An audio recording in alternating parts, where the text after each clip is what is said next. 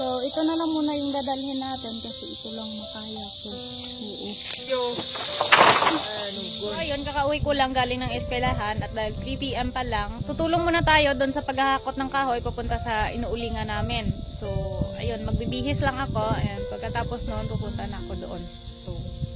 So, ito na nga pala yung mga kahoy na nakuha namin mula sa aming paglilinis sa lupaing ito. At dahil tapos na namin malinisan lahat, ang next namin gagawin ay uulingin namin yung mga kahoy. Yun din naman kasi yung sabi ng may-ari. Linisin namin yung buong lupain at ulingin namin yung mga kahoy pagkatapos. So, ito na at uumpisahan na namin. Actually, naumpisahan na nila sa paghahakot sina Edsel, Mark, Lester at yung Papa Edgar namin. So, kami mga babae, hindi rin naman kami mga katulong dito dahil may mga pasok kami. Sa akin, may mga available days ako na wala akong pasok at minsan, aga pa yung out ko. So, tumutulong ako dito. So, ayun, baka may magsasabi na naman dyan na bawal yung ginagawa nyo. Ay, opo, alam po namin na bawal, pero nasa tamang proseso po kami at hindi lang po kami basta-basta lang na uuling na alam po namin na mapapahama kami. Sayang naman yung mga kahoy kasi hindi rin naman ito magagamit ng may-ari. So, ibinigay niya na lang sa amin kasi nag-uuling kami.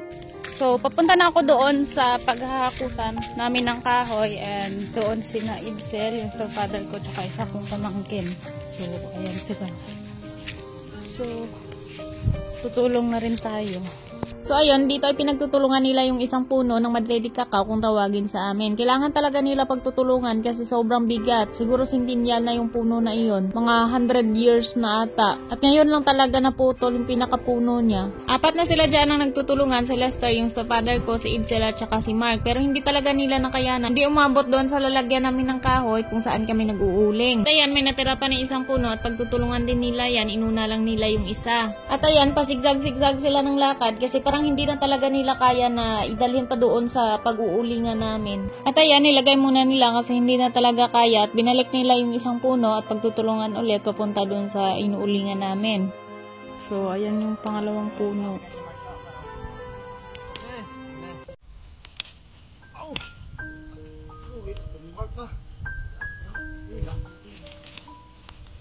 Grabe.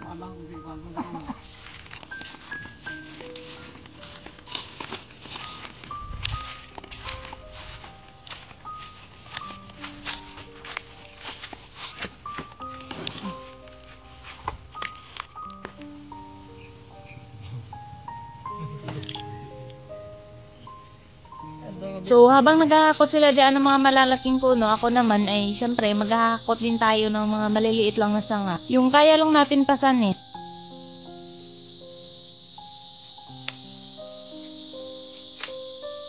So, ito na lang muna yung dadalhin natin kasi ito lang ang natin.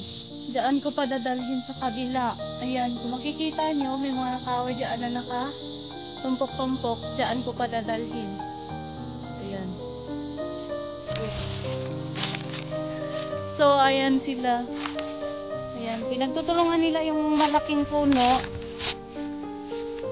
So, sa akin naman, ay ito lang. Kasi ito lang naman yung makaya natin. Hindi ko kaya yun.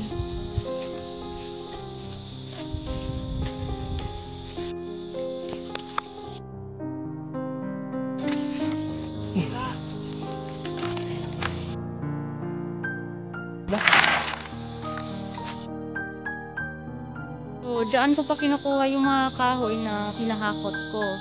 Papunta dito. Ayan. Dyan ko ilalagay kasi doon kami magpapail ng uling.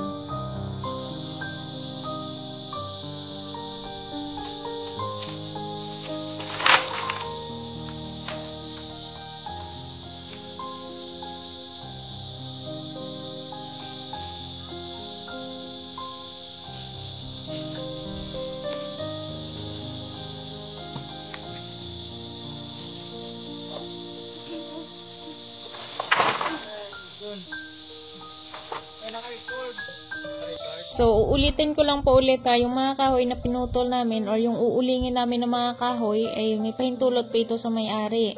Kagustuhan po nila na uulingin namin itong mga kahoy na to. At ayan, nakailang hakot na kami dyan at nagpahinga lang saglit kasi sobrang nakakapagod. And pagkatapos nun ay nag-decide na kami umuwi kasi hapon na. So, kailangan talaga namin mauwi ng mas maaga para makapagluto kami ng aming makain.